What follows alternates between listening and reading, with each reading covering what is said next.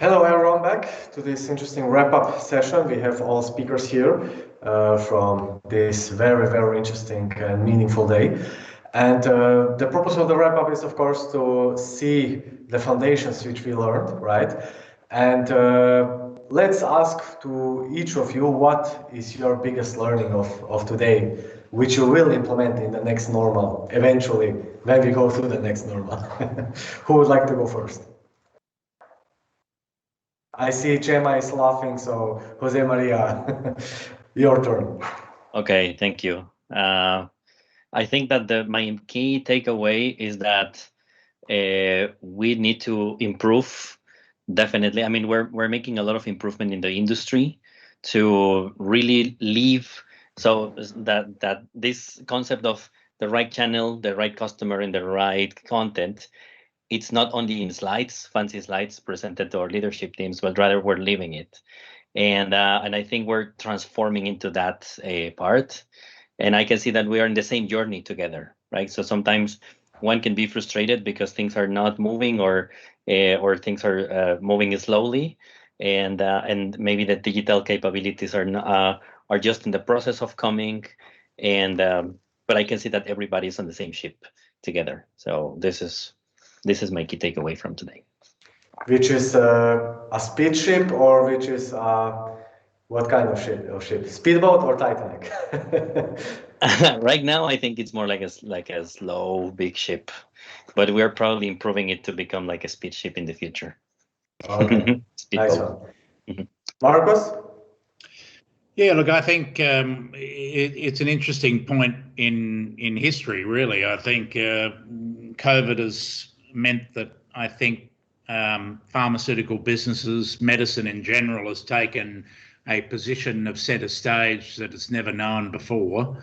And I think that provides organizations with, I think, a sort of overflow, which hopefully will provide 5 to 10 years worth of opportunity for a more open, empathic, engaged field force, medical field force to engage with patient groups and with doctors in a more open and useful fashion. And that, I believe, is something exciting to be a part of. Thank you. Sabine, let's move to you. Yes, thank you, Dario. So from my perspective, the key learning from today is related to the fact that the digital transformation is finally live and kicking. For a very long time, there was a sense that everybody wanted to do the digital transformation, and nowadays everybody has to implement it and has to find various solutions using evidence-based content to communicate effectively with their target audience. And that requires a lot of granularity on the approach, measuring the response, iterating, testing several strategies before you can settle for the best. And I think everybody around the discussion group today has offered various avenues to engage.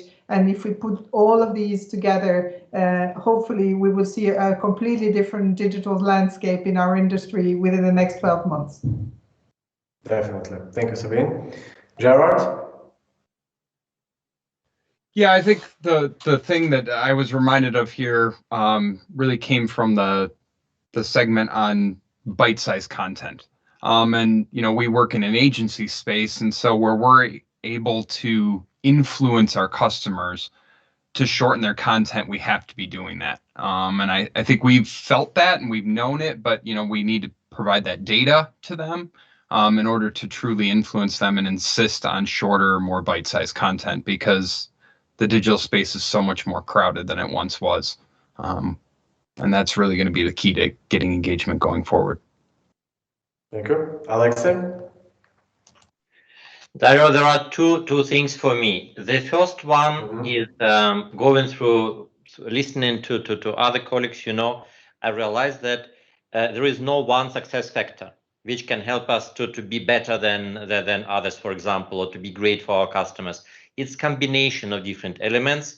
And I think that being equally good along different dimensions, is critical for us now. It does make sense to be great with something, I don't know, with upstream, with marketing, with content, and being really poor with execution, right? Or other way around. This is the first one.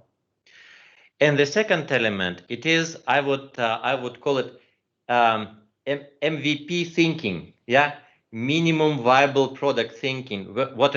What I remember back 20 years ago in the IT industry, when all these agile methodologies, transition from waterfall production, all these things happened. It's really important to use this stuff and do experiments, because I can see that definitely we can hardly be successful with the first try, right?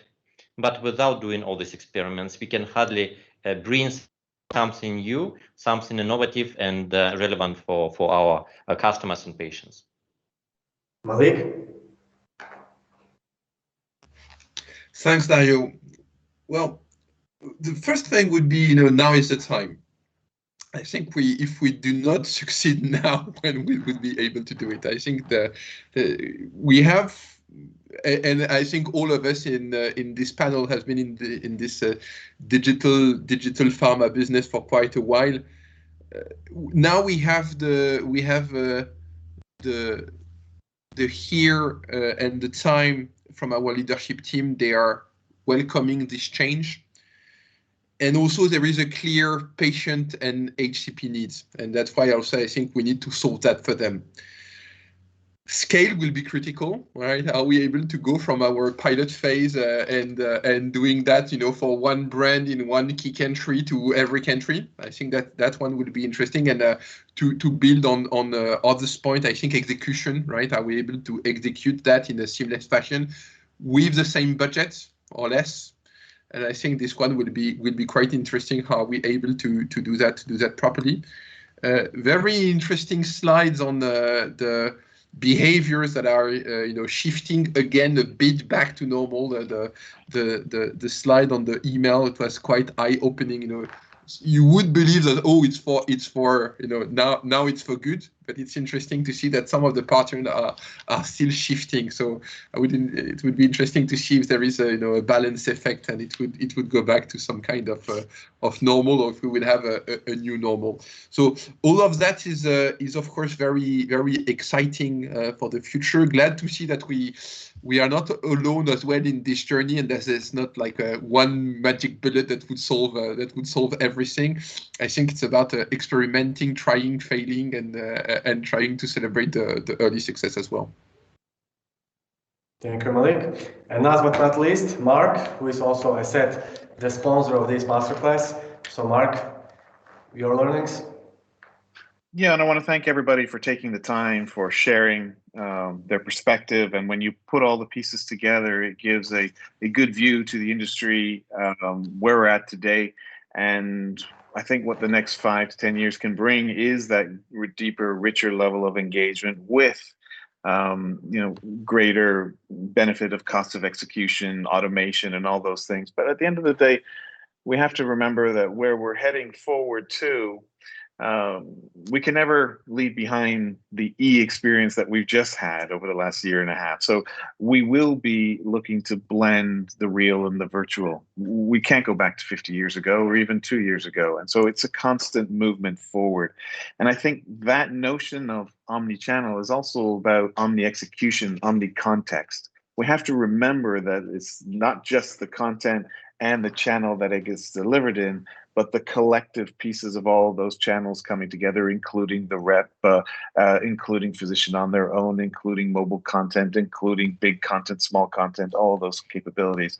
And I think to go down this road properly, one has to embrace it. You have to agree that as a business, as consumer products business have done, you have to do it with no fear.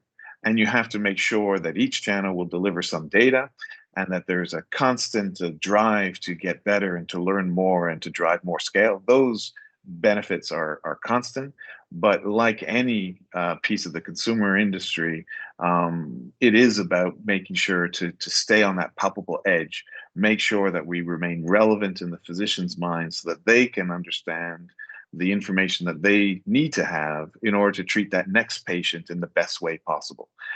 So if we keep our focus there, I think then we'll find the right mechanisms using all these capabilities that are now fully omni-channel to drive it forward. And I look forward to the next couple of years. I think the engagement will be quite interesting. Thank you, Mark. Allow me also to share my opinion. Can you also put me in the background screen? Just kidding. So what I personally think, by really hearing a lot of different pharma leaders and also this today's conversation, is that somehow I think it's unfair to call it digital transformation in the first place, right? Because it is a transformation, it is a change process, and this change process we see all the time. Whatever you would like to call it, digital or human or whatsoever transformation. Transformation is a constant, and it will stay here also after this digital transformation, if you want to call it so.